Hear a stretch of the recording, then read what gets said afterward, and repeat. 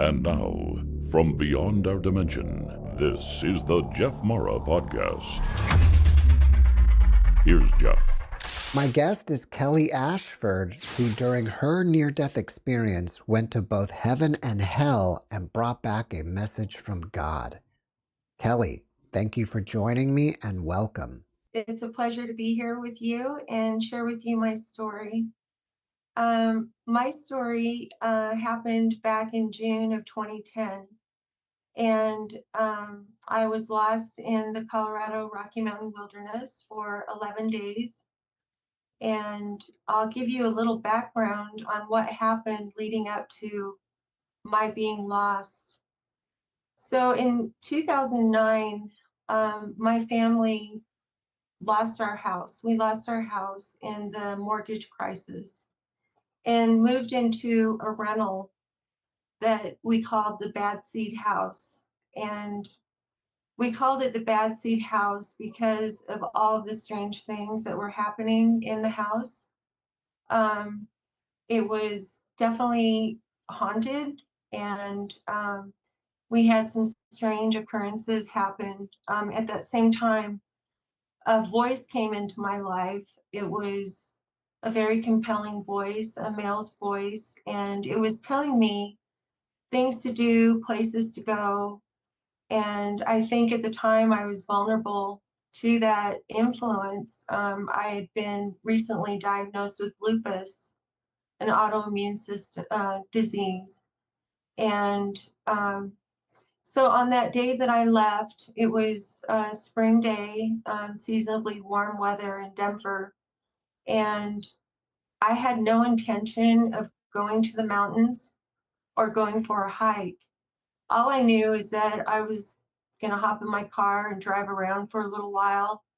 And I actually stopped by a childhood home where I grew up and just kind of wanted some closure on and answers to things that had happened earlier in my life. So almost of its own accord, my car, which I affectionately call Hazel, I found myself driving to the mountains in Hazel, and I just kind of went with it. And I thought, okay, I'll, maybe just go there and meditate for a little while. And I had brought a Gideon's Bible with me. At that time, I wasn't really very spiritual, so it was, I grabbed it at the last moment. So I drove to Rocky Mountain National Park, and at the Ute Trailhead, which is about 11,000 feet on the fourth highest paved road in the United States, Hazel pulled into the trailhead parking lot. And I got out thinking I would just go for a little ways. I ended up, well, at the time I was wearing shorts and flip-flops and a short sleeve t-shirt and a light jacket. So I got out of the car and I knew I couldn't walk in those flip-flops. So I just put on a pair of socks, and I ended up becoming lost that first night and spent the night on the mountain. The next day I was so grateful to be found, to find my car, and thought I was just going to head back home. And I stopped on the way at a 7-Eleven convenience store, picked up a sandwich and some chips and a drink, and with every intention of just going home. That voice was compelling me again and telling me that it was almost like a game that I was caught up in, to do these things. And I went north on a dirt road, thinking I would just drive for a little while, and decided, it's time for me to turn around. I don't know what I'm doing here. I never told anyone where I was going. And as I went to turn around on that old logging road, my vehicle landed in a ditch. So I was stuck. I couldn't drive out of it. And the more I tried, the deeper in mud my tires sank. So that began the 11 days lost. I stayed with my car the first 4 days. There was a blizzard. that came in, and so I was stuck in my car for a couple of days. On the fourth day, I decided that if I was going to be found, I needed to go and find help, that I would walk out on that same road that I drove in on. And I didn't feel like I was lost because I knew it was a straight shot, maybe 15, 20 miles. And I had every intention of just walking back on the road back to the convenience store. As I was walking on the road, well, there was a bunch of trees that had fallen, and the mud was about 6 inches deep. So I began walking barefoot, carrying my flip flops. And I thought I saw a house in the distance. So I started walking up this mountain towards the house and got distracted when I saw a little fawn, a movement in the forest. It turned out to be that little fawn. And when I took my eyes off the house and then went to find it again, it was gone. So I don't know if I was having a hallucination. I've been off of my lupus medication for about 4 days, 5 days now. And I decided to walk parallel to the road, and then I encountered a mountain lion, which really threw me off. I became very disoriented and fearing for my life. I was became more lost.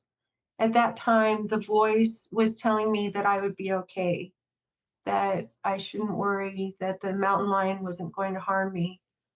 So I'll jump forward to the evening of the fourth night. I was exhausted. Um, my feet were pretty tore up from walking across the forest floor. And I was praying to God, asking God for help, that I would be found or find my way to that convenience store. As I was praying to God, I heard his voice telepathically tell me that I would be okay if I shared my story and delivered a message. I didn't know what that meant, what that would entail for me to do at the time, but I wanted to live and I was desperate. I said, yes, I'll do whatever I can. Um, Shortly afterwards, it was becoming dark, and I had a lighter that I tried to start a fire with, and the lighter burned out. So I was sitting in almost complete darkness.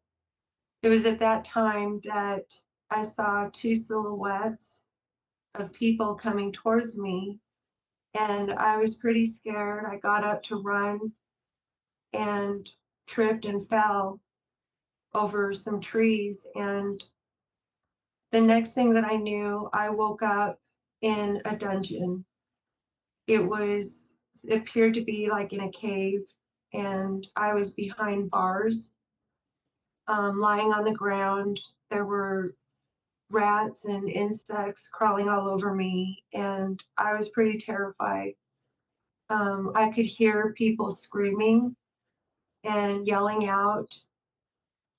They sounded like they were in a lot of pain, and the stench was just terrible. It smelled like sulfur, and it was the worst smell I had ever smelled before.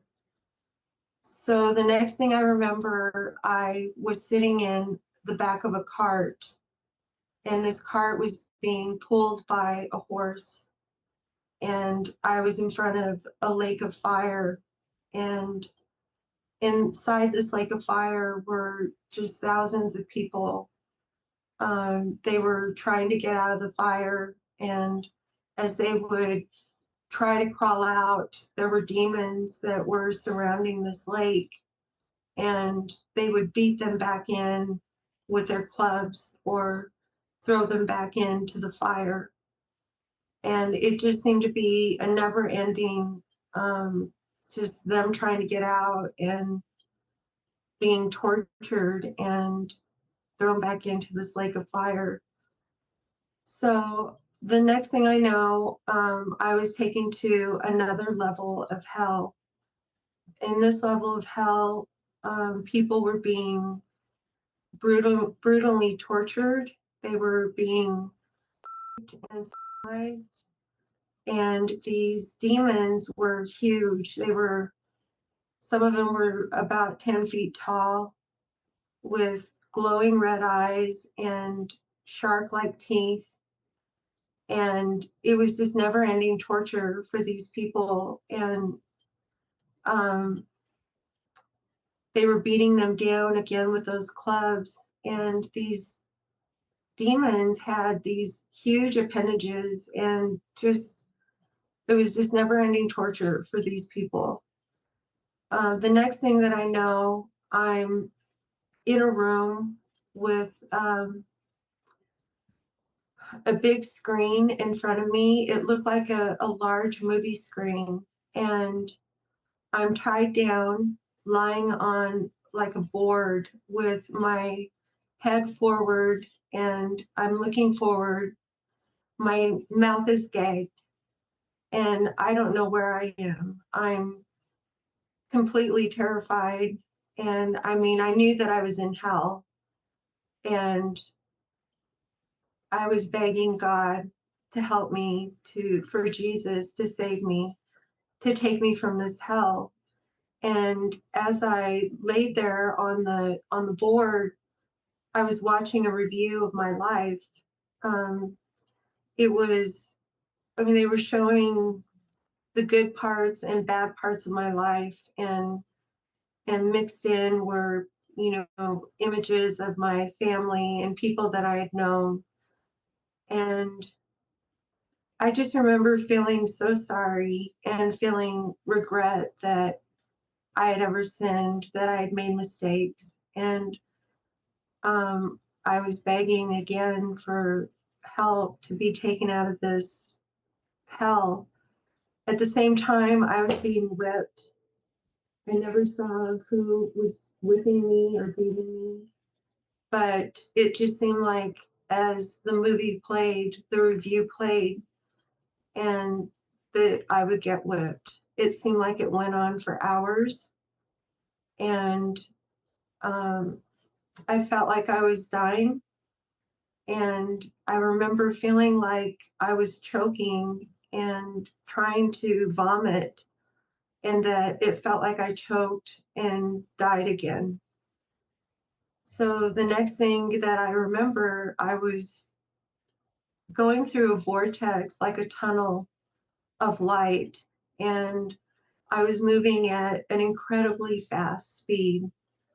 And I remember looking behind me and seeing Earth, and seeing Earth get smaller and smaller. I was going through space, and there were stars all around me, and it just was really brilliant, and a lot of colors and lights. And I was going towards a light, and it appeared to be a planet that was glowing in like a crystal light. It was just amazing to see. And as I came closer to that planet, I started feeling lighter. My body started feeling lighter. And then I was brought to what appeared to be a white castle. And the castle was glowing in like a luminescent white glow. Um, it was just the air there was just different than anything I'd ever known. It was like crystal light. And the next thing I know, I'm looking down at myself, watching myself as I'm being submerged into a pool of water. And it appeared that someone was at my head. I don't know if it was maybe a blessing or a cleansing of some sort. Um, then I was sitting in a chair, like a large throne, and all around me all around the throne was like a fiery light. The aura was glowing in like a crystal energy light, brilliant colors. And so I'm sitting in this chair and I could hear God's voice telling me that I would have a message to deliver. And around me in a circle were about, I would say, maybe 12 other people. I never could see their faces. I could only see their shapes. And they were all sitting in the same type of throne chair that had this crystal light glowing around it. And in front of us, in the middle of this circle, was a hologram of Earth. And I remember, I mean, I knew that I was hearing telepathically God telling me that this is a state of Earth and the things that are happening now and things that are yet to come.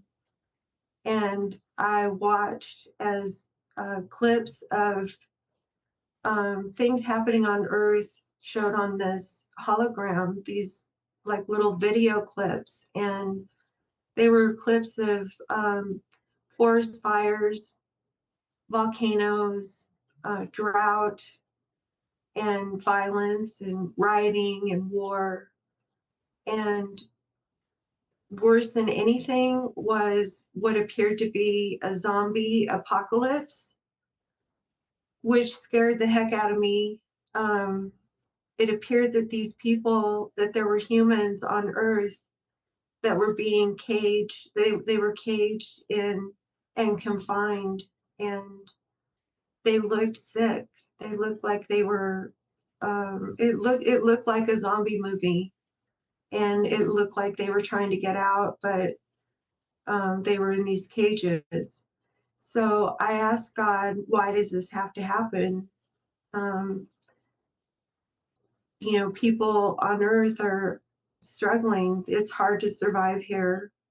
And we all sin, we all make mistakes. And couldn't we be given a second chance? So it was at that time that God told me that um, people on Earth don't believe in Him. They don't have a relationship with Him, and that they turn away from Him. But that there's still time to change everything and to have peace where this doesn't happen. That if humanity will turn back to God and obey the Ten Commandments, and through His Son Jesus, we can all be saved and saved from hell. And I was told that God loves all of us, every human, regardless of religion or regardless of gender, or that all are welcome to come back home and to have this relationship with Him. That there's still time, and that He has so much love for us. It's just the love in heaven was just amazing. It was like the happiest I had ever been in my life, multiplied by 100 times. It was just amazing, the light and the love. And I remember feeling like I wasn't in pain anymore, that I was healthy and I was healed. And I remember feeling just so much hope that, first of all, that there was a God. Um, and spiritually, prior to that, I really had kind of fallen far from my faith. I'd been raised with my grandparents sometimes, who were devout Catholics. So I went to mass with them sometimes. And so I had heard of heaven and hell. And I just thought, well, that's just, I didn't really believe it. I thought it was supernatural, that, you know, really didn't exist. And so it was shocking to me to know that it actually exists, that there actually is a heaven and a hell, and that God knows everything about us, about each person. God knows everything we do. There's a record of our life, and that at some point, every one of us will stand before Him and um, be judged by what we've done or haven't done. But the good thing, now I had hope that knowing that um, we don't have to go to hell, that God is loving and wants that relationship with us, wants us to come home and to be peaceful, to treat each other with kindness and to be forgiving.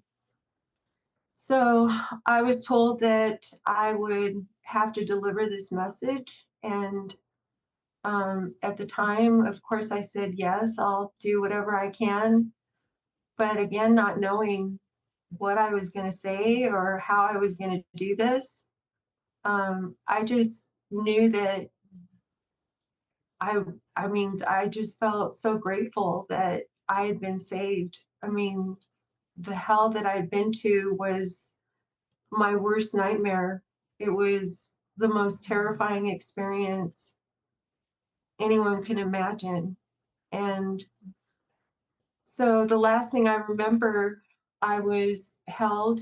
It felt like I was held in God's arms. And He was telling me that I would be okay, that I was going to suffer more, um, but that I needed to deliver the message. And I remember saying I didn't want to be dead, that I wasn't ready to be dead, that my children and my family needed me, and I wanted to be back on earth.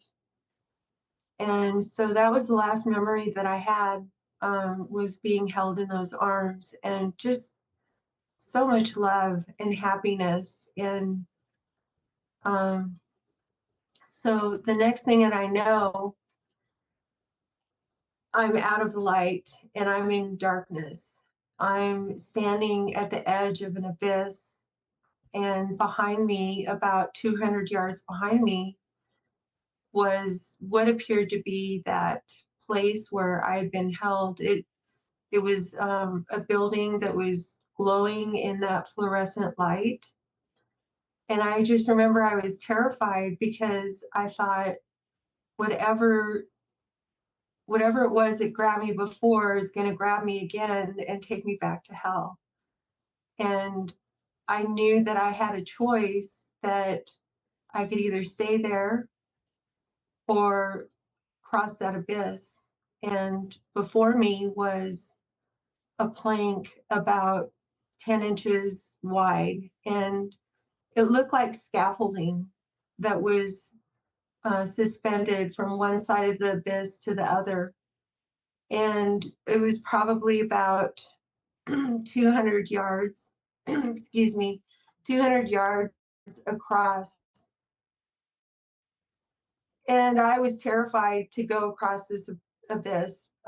Below the abyss was this black void.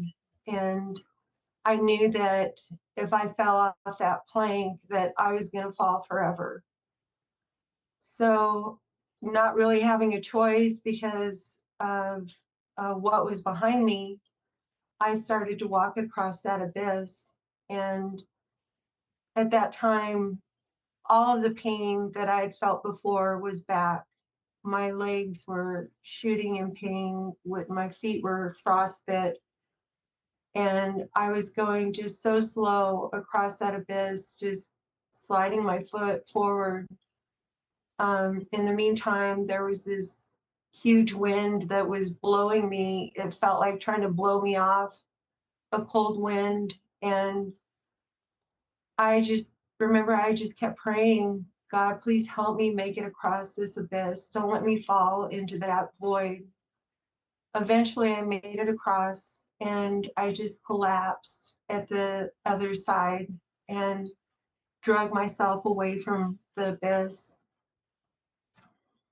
And I really feel like that I had been helped by angels to get across that abyss. When I looked back, it was swaying in the wind. Like, I don't know how I made it across.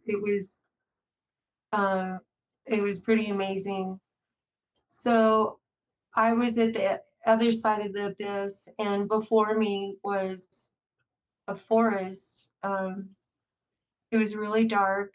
It was nighttime, and I was really confused and disoriented.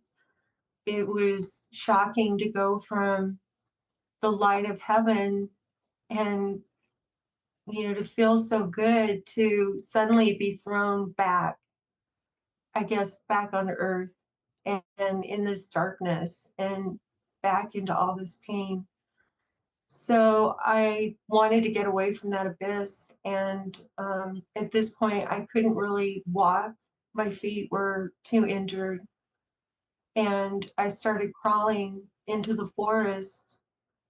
Um, and it felt like that forest was almost enchanted. I was crawling through these bushes that were like thorn bushes, and they were ripping my skin open.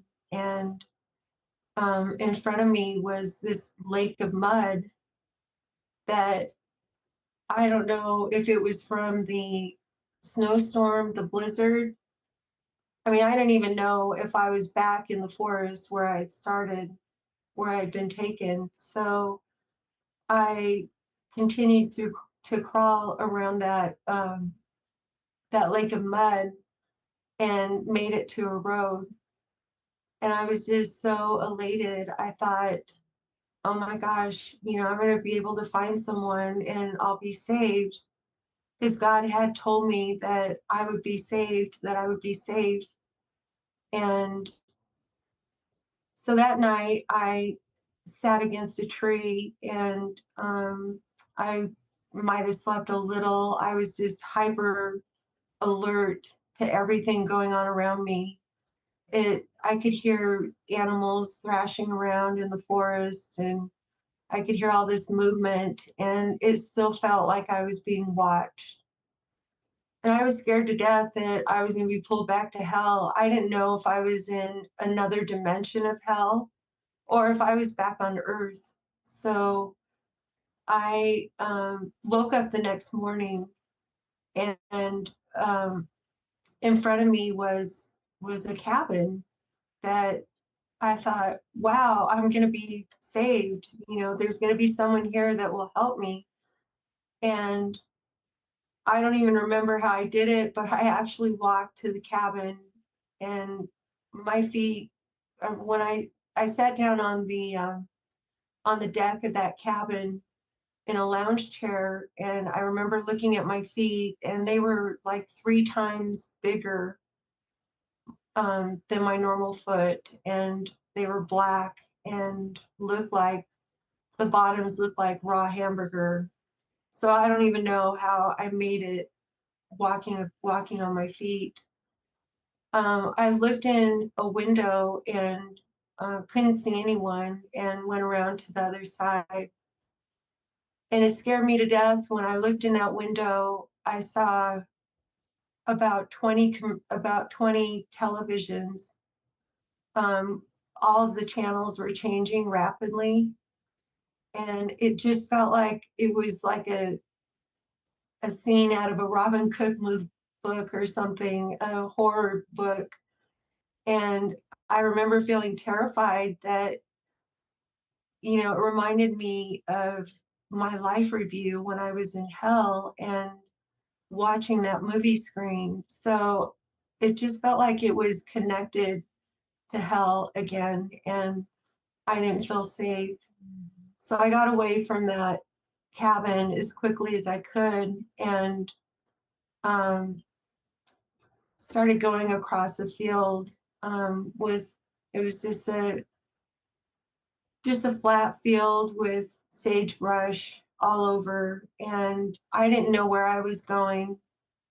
I had no idea. Um, I mean, the road was kind of parallel to me, but I was afraid of whoever lived in that house, and I didn't want to be seen. So I scooted on my butt across that field, and I'll mention here, excuse me, I'll mention here that it was a coincidence when I was stuck in my car. I had recently helped my mom move to another house, and she had some of her belongings in the car, one of which was a game called The Worst Case Scenario. And it's a trivia card game. So when I was sitting in my car, I read through all of those trivia cards, and it was a lifesaver for me, ended up being a lifesaver that one of the cards that I read was that um, if you are dehydrated, you can pick up a stone, a small rock, and put it in your mouth under your tongue, and it will create saliva. So it was when I was scooting across that field and I was severely dehydrated. Um, I don't know how long I'd been gone to hell and to heaven, but I was starving and um, no water around. I put that stone in my mouth and it worked. It actually created saliva. And I was scooting across that field and praying, God, please help me. Send me a sign to guide me how to get to water. And at that time, a hummingbird came and was circling around my head. And I just remember thinking, thank you for the sign. And this hummingbird circled around my head and then started flying north. And it kept coming back and then flying north. So I followed that hummingbird for a while and eventually it left. And again, I'm praying, please help me, send me a sign. And this large bumblebee came and again did that circle around my head and started flying north again. So I followed that bumblebee for a while. And and then again, it left, and this bright yellow butterfly came, and I followed it. At this time, the terrain was changing, and so it wasn't just a field anymore. There were bushes and like larger trees, and so I scooted down a pretty steep ravine, and I continued to go north. At the bottom of that ravine was a creek, a small stream, and I just collapsed next to it. And um, it was actually warm that day, and my feet were defrosting from the frostbite. And I remember they just felt like they were on fire. So I put them in that stream, and immediately it helped. And I just stayed there by the stream, drinking the water, and so grateful and thankful that God had helped me and sent me those signs. So I stayed by the stream for that night. Um, I figured out after going back that I had been lost, or that I'd been taken on the fourth, fifth, and sixth day. So this was the seventh day. Um, that, or actually it was, yeah, it was the morning of the eighth day that I was by that stream. And I'll jump forward to the 11th day when I was found. I was lying by a river and I was unable to walk at all. I was just completely exhausted and without hope. I thought, no one's ever going to find me. When I had left that day, I had never told anyone where I was going, and I didn't have a phone with me.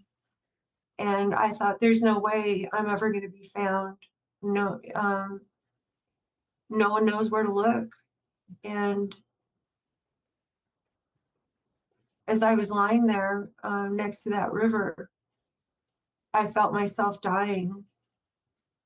I remember looking up at the sky and seeing like a silver cloud with my grandma's face in the middle of the cloud, and she was telling me, "You're going to be okay. You're going to be fine. You're going to this isn't your time to die now. You have work to do, and your family needs you." And I remember telling her, "How am I going to be okay? How am I going to be found? No one knows where I am, and I can't walk anymore. I'm dying, and I'm so weak. I haven't eaten in a long time." And so I lost consciousness, and I'm still lying by that river when I'm awoken by the lick of a golden retriever dog. And I at first thought, oh, I'm hallucinating again, and this isn't real. And that dog kept licking me on my face, and I just remember crying, and I was just so grateful um, that this dog had found me. And just a few minutes later, a man came through the bushes, and he asked me, "Are you Kelly Ashford?" And at first I was scared because I had been told when I was in heaven that there's two sides at battle, that Satan is real, and this is a battle for human souls. And I didn't know who I could trust. So at first I was scared, and he said that he was with the Grand County Search and Rescue, and that they had been searching for me for the last 5 days. And I was shocked. I said, "How did you know where to find me?" And he said that my husband had called in, be on the lookout, a BOLO report of a missing person, and someone had come across my car in that ditch, and they ran the license plate. So they started from there, searching for me. And he said that everywhere they saw my bloody footprints, they saw bear tracks nearby, and that I had been followed by a bear. And it's interesting because I remember, those nights that I was just there in the darkness and in the forest, that I could hear something large crashing around in the woods. And I remember then saying, praying to God, "Please save me and protect me," and hearing God's voice tell me that it was there to protect me, that I would be okay. So search and rescue came with a cot, and I was carried to an ambulance and brought to Frisco, where I stayed in the hospital for about 4 days. And I ended up having severe frostbite on my feet. And actually, when I was lost and looking at my feet, I thought, I'm going to lose both of them. They're both going to be, they're going to be amputated. I mean, there's no way that I'm going to keep my feet. And one thing I'll mention is that before all of this started, I was pretty desperate to heal, and was looking at alternative healing, and was introduced to Reiki by a family member. So I learned how to do Reiki healing, and during that time when I was lost in the woods, I did do energy healing on my feet.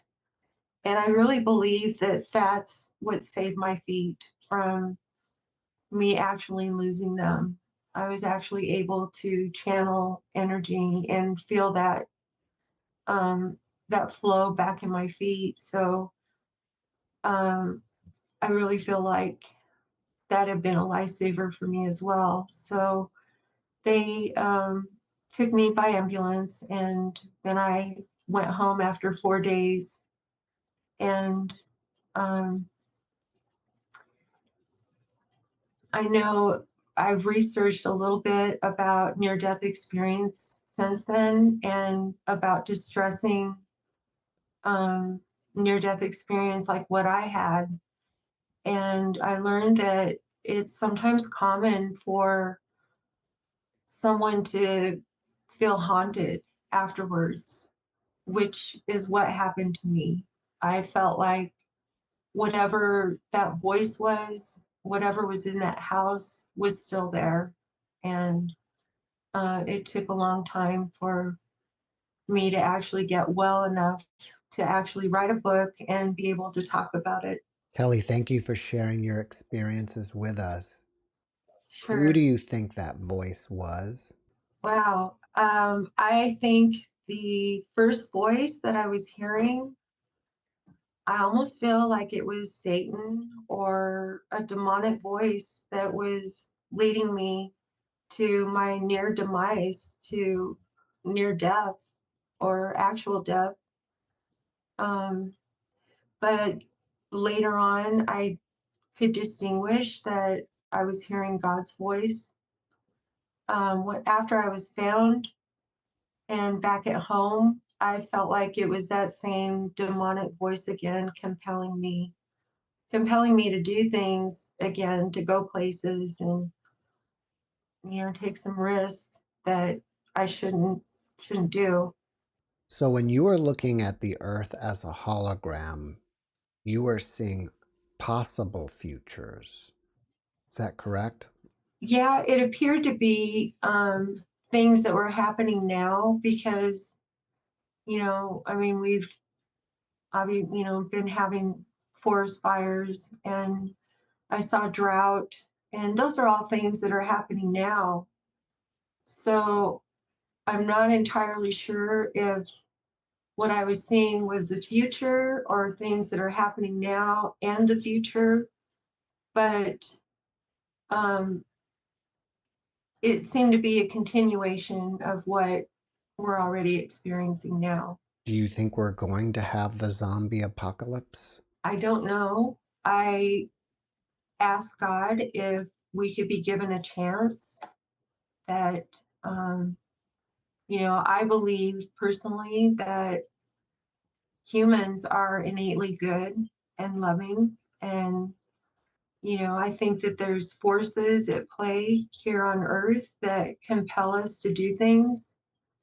And I think God is aware of that and is forgiving. So I don't think that that's necessarily going to happen. I think that if we can have a shift where people become more spiritual and connected to God again, I think that our prayer governs God. God governs the world, but the way that we pray to God governs what He does. So, would you say that all of the things that you saw of the future have happened or are happening except the apocalypse? Yeah, everything that I've seen, that I saw in the hologram is already happening now. Um, I mean, we have wars happening now and rioting. I saw um, just people desperate, overpopulation, and I saw the oceans that looked like they were polluted with trash, and that's happening now. Um, I don't know if the zombie apocalypse was maybe a virus or something, um, but And I don't know if that's going to happen, but I did see it. And then when you went to heaven, you went to a white castle on a crystal planet? Yes. It was, the planet was like glowing with the just the whole atmosphere was like a different vibration than here on Earth. And that White Castle was glowing in a white light. And I remember um, hearing beautiful music and seeing angels just all over inside. And it was a beautiful place to be. And, God was sitting on a big throne. I couldn't see his face. I could only see like his shape, the outline of him. But um, yeah, it was amazing. That was a beautiful, beautiful part of the NDE. Once you came back and got back to your life, how did you change as a person? Wow, I changed a lot drastically. I really kind of had no choice to change for one because I was being haunted. I was still being compelled to do things that were not in my best interest. And all I could do was pray. All I could do, I prayed the St. Michael's chaplet almost daily, and I prayed an exorcism prayer constantly, just that this force would leave me, that it would leave me in peace. And I felt like my prayers, the more that I prayed, the less that the less I was haunted. And eventually it just went away. Do you fear death at all? No, not anymore. I used to. I mean, I used to wonder what happens. And I just thought, I used to fear it more because I didn't want to be away from my family more than anything, that I still wanted to, be with my loved ones. And so that's what I feared the most about death, that I wouldn't see them or be with them again. But now I'm not afraid at all to die. I know that I've been saved. I know that I was given a second chance. And that second chance to atone for what I've done in the past, and to even pray for people that had wronged me in the past. Well, your book is called Endurance, and it's about your whole experience, right? Yeah, endurance is here's a book. Endurance is a memoir, and there's I know we're on limited time, and um, there's some other things that I was told in heaven, um, and it was just a survival book to get through my worst nightmare, and to be without shelter or food or water, and in the elements, in the complete darkness, is pretty terrifying. But it's also a book of hope and love. And, the message is of love, of a greater, um, a greater existence that is, before all of us. If people want to learn more about it, should they go to Amazon or a website? So you can find Endurance on Amazon or at your favorite bookstore. Um, you can also follow me on social media at Endurance Author. And I always have postings on there about the book, so, and links that you could check out. Well, if people want to ask you questions, are you open to that? Oh, for sure. Yeah, I enjoy answering questions because I feel like, it's an opportunity to share the good news, and that we're all welcome, every religion, every gender, and that God is so loving and forgiving. And it's just, that's the biggest message that I have to share. Although I do have one other thing that I just want to mention, that in the United States, the forests, about 120 to 150 people die each year hiking. And I didn't necessarily go to the mountains for a hike, but in my book, I do include a supplies list to be prepared for when you go for a hike. The people most at risk at um, being lost or dying in the mountains are people that go for a day hike because they're not prepared. Well, before we finish up, can you leave us with one last positive message? Our life here, when we die, doesn't end, that um, we have eternal life before us.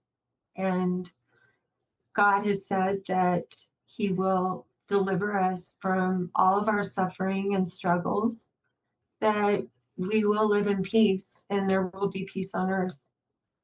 And I really feel like at this time, a lot of people are questioning their own mortality. And, there's a lot of fear because of some of the state of affairs of our world right now, in wars and climate change.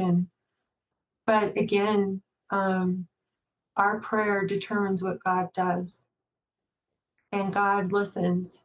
Kelly, thank you for your message, and thank you for being my guest. Thank you for having me. And I just want to wish um, peace and love to everyone.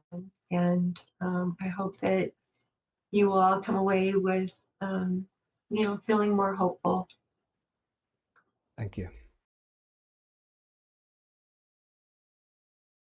Thanks for watching the JeffMara podcast. I really appreciate you. Another way to show support is through YouTube memberships. And if you do, there are loyalty badges and other perks depending on your level of membership. All you need to do is click the join button underneath the video to find out more. Thank you for your support.